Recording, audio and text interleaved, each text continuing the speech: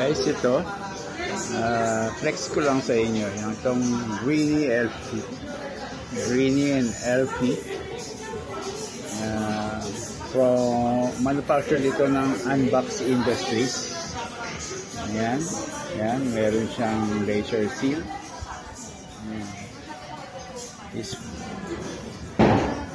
Ito ay gold figure, kabox pa siya. Ayan siya. Malaki po siya. Malaki na malapad. Ayan. Yung box niya is around